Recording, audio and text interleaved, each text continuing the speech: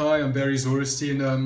What came to me today was really creating some insight for professionals who are thinking of working with veterans, or some of you may already be working with veterans.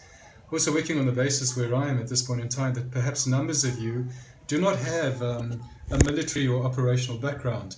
So your understanding at a lived level within your bodies is not there. So just a couple of things that can certainly help you ensure that your therapeutic alliance with the person sitting opposite you is powerful, it's close, it resonates with trust, and that these extraordinary human beings are willing to let you into their territory. A while ago, I had a veteran come and see me, and he'd been seeing a psychologist previously, and he'd stopped the therapy. And I said to him, what happened? And he said, well, I walked into her room, and she said to me, sit down. And she showed me the chair, she welcomed me in, and I said, look, I can't sit on that chair, I need to sit on your chair, if that's okay with you. What he didn't say was that her chair was facing the door. Now, she clearly didn't have an experience of why he was coming from where he was coming, and insisted that he sit in the chair which was facing a wall. It turned into a bit of an argument. She stood by what she wanted, and he walked out of the room. It's a simple mistake, and it's a mistake based on being ignorant of the territories that veterans operate in, what they carry, and why veterans would naturally want to face doorways. So I'm hoping I'll be able to share a few things that which may support you not to get into those zones with veterans and lose an extraordinary opportunity to connect with remarkable people. So the first thing is really start, if you're thinking of veterans or you are already working and your knowledge of operational territory and the experiences of veterans is thin on the ground, then start reading. Don't just read books written by professionals, read books written by veterans who describe their experience, who describe their wounds, who describe the challenges facing them as they integrate into civilian life. Dan Sheehan, Sheehan, has written 2 extraordinary books I would strongly recommend.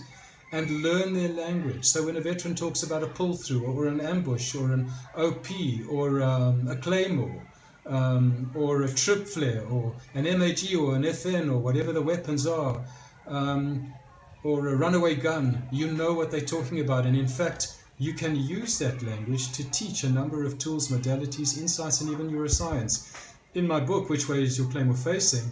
It's a very small book in which a lot of the book is in fact showing you how to use operational terminology to teach how the brain works, to teach how healing works, to teach neuroscience, to train in certain modalities and tools, all using language that veterans can connect with. So that's certainly one thing that can help, which means that when you walk into the room, 1, you know the territory, 2, you have a semi-lived experience, and 3, you're using the language. Immediately, the veteran will track that you understand him and that you've taken time to understand his tribe before you walk in. I think we need to remember that veterans, and especially those that have been operational, and I think every veteran in a sense, is very tribe-driven. They're driven by a responsibility to care for and look out for each other, and where appropriate, sacrifice their lives for each other. They're not individually driven, they are tribe-driven.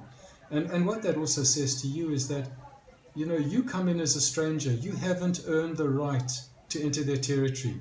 So before you believe you're going to come in and guide them forward, you have to actually demonstrate through all the things I've mentioned that you've earned the right for that door to be opened.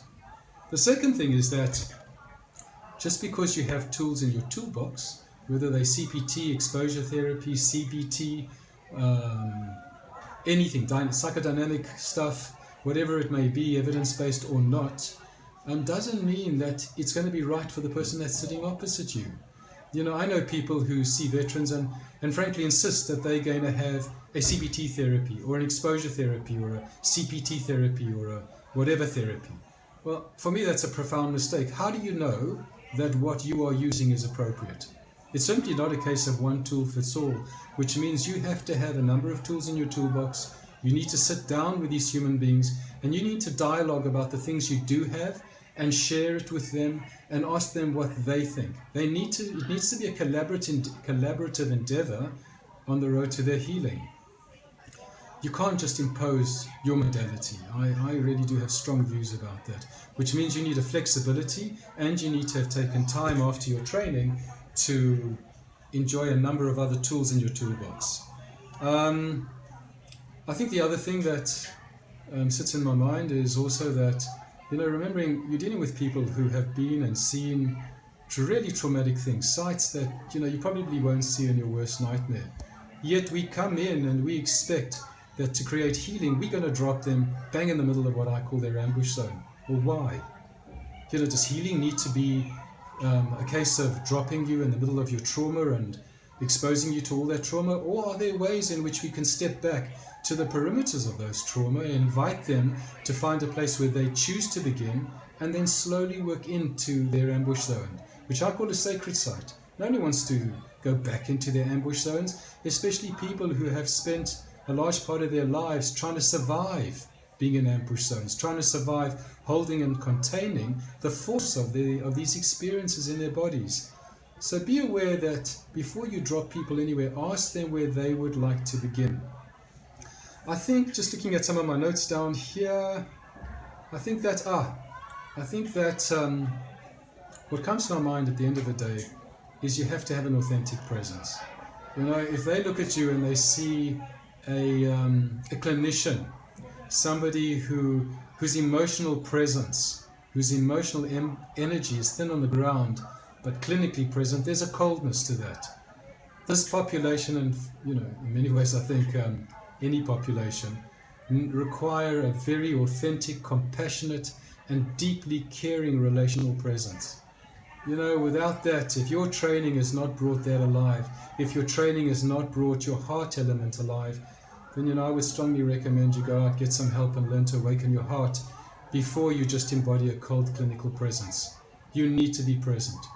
So, yep, some strong words, but as you can see, both as a combat veteran myself and as a psychologist, there are things I feel very passionately about and there are things I feel very strongly about. I hope this helps. You all move forward and enjoy the learning and enjoy being changed by these people who enter your world as you in turn change them. I wish you a great journey and would love to hear more from any of you around thoughts about what I've said and things you may want to add.